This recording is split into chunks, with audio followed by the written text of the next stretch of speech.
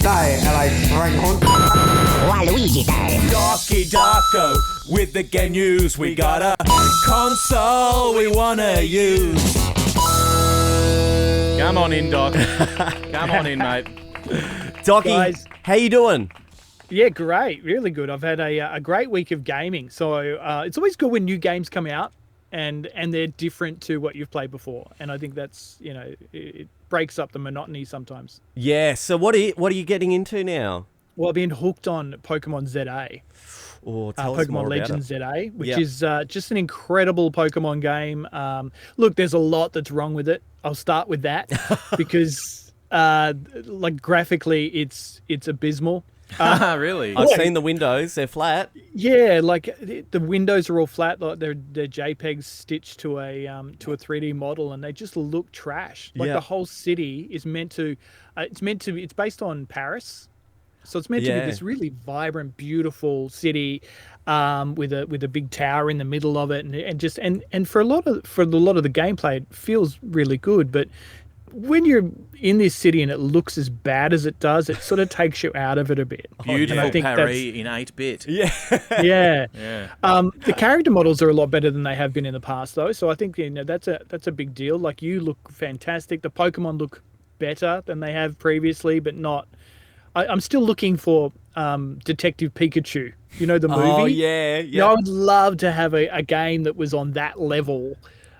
With Pokemon, but yeah, I get it. It's the gameplay is what drags you into these games, and I am absolutely hooked. They've got a new battle mechanic, which I really am surprised that I like. Oh, okay, positive. Because I play Pokemon for the turn-based combat because it's easy. You can sit on the couch, laze about. Turn-based, I'm going to pick Tail Whip, I'm going to pick Quick Strike, I'm going to pick whatever, and then just let it all play out.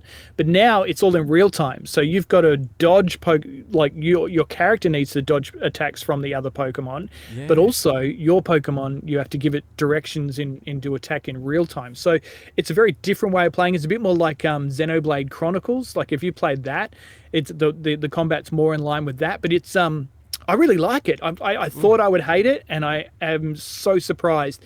And it's really surprised me in that way that I actually really adore it. Is there a lot of juggling with that? Is it too much with the character and the Pokemon you got to control at the same time, or it's manageable? I don't think I've lost too many battles, so it's not not too hard to juggle. You're playing on easy mode, though? Yeah, I don't know if there's an easy. I don't remember picking a mode. So Okay. I think it's just I get the impression that this game is really for newcomers to Pokemon as well. Yeah. So there's a really long tutorial. Like, half the game is tutorial, and so it takes a long time for you to just be able to be set loose within the city. Is it an obvious enjoy it. tutorial as well? It's not one of those ones where it's like integrated somehow? Yeah, it is integrated into the story, Yeah. but it does feel like a tutorial at times. Press A now. Yeah, so now we're going to teach you how to double jump. Okay, cool. Yeah. But Don't no, forget your running shoes. as much as I sound like I don't love it, I do. It's a great Pokemon game. It's one of the best Pokemon games in years. I wish Game Freak would put more effort into the design of the. And I also get the fact that this is released on Nintendo Switch and Nintendo Switch 2. Yeah. So they have to appeal to an older generation of console while they're doing this. So and I'd imagine that the ones that are rumored to come out next year, which is Wind and Waves. That potentially could be the Pokemon game that takes you to the next level, and hopefully it does. I'd love to see that. Well, I've heard the kids are talking about the mega evolutions with this one. Like, they're excited for that aspect, not necessarily like the windows that are flat to 3D Yeah, models. and I think Mega Evolutions is something that they stole from Digimon, but it's still Love Digimon. it's- Now you're talking yeah. the language. it's still really cool though. Like, it's great to see Blastoise, because I'm a Squirtle man. Yep. That sounds so wrong when I say that. It sounds like I've got an incontinence issue. I got the Squirtles too, man. I took tablets for that. But yeah, so Blastoise, That sound effect. Blastoise, when it turns into Mega Evolution, looks amazing. The cannon on his back gets bigger. It's Mega Evolutions is such a cool thing. I think it's the star Pokemon. Yep. When it turns, it grows like legs that look like they've got stockings, and it looks like it's about to do the can. I've seen people compare it to Patrick Star. There's a Patrick Star meme going around. Right?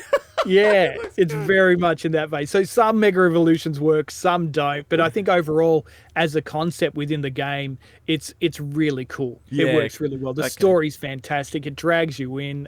I really love it. Pokemon ZA, so that one's brand new out today. And what can you tell us about Outer Worlds 2?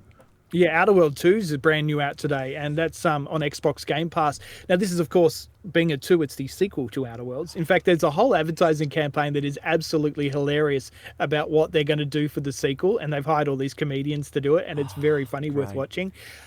Look, Outer Worlds 2 is like if BioShock and what else? BioShock and Fallout had a baby. Yep. Right?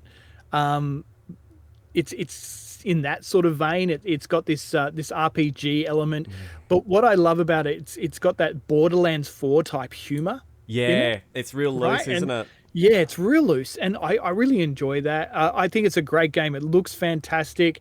I love the first one. I thought the first one was really solid and something new. Yeah. And they've done the same again. It's set in a different part of the universe. It's got this sort of classic Flash Gordon sort of 1960s sci-fi element to it, which I really relate to. So worth checking out, and some fun with all the guns and things that you can get within the game that really add a lot of flavor to it. Can I ask, the first game we were someone who was cryogenically frozen, woken back up. Are we following that same character from the first one, or are we a new one? No, it's not the same character, but it is a very similar story. Oh, is it? Your first mission starts as you do your mission, and then at the end of that mission, I don't want to give anything away, of course. Yeah. But you do get cryogenically frozen and then awoken 10 years later, and is what happens to the universe in that instance. So yeah, really fun, but it does feel at times like like I said, like a 1960s sci-fi serial. Yeah. And I think that's, it's such a cool retro vibe to it. I think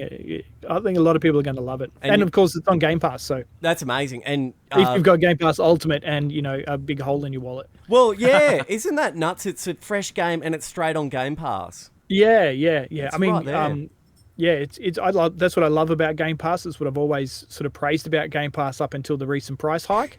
But if I was going to buy this game, like say I was a PC player, I just wanted to buy it for PC, I would definitely still get it. I'll get every copy of it. I'm so excited for Outer Worlds 2. No matter Outer if I Worlds don't have 2 is the best-selling game of the year. Yeah, because of one dude. I bought $220 glasses. I'm not scared of anything. Outer Worlds 2 outsells GTA 6. Thanks to one man. Doctors hate him. Nick's finally stopped spending all his money on crap glasses. Yeah. DockyDarko.com is where you can find him. Let's do it again, same time, same place next week, Doc. Sounds great, guys. Talk then.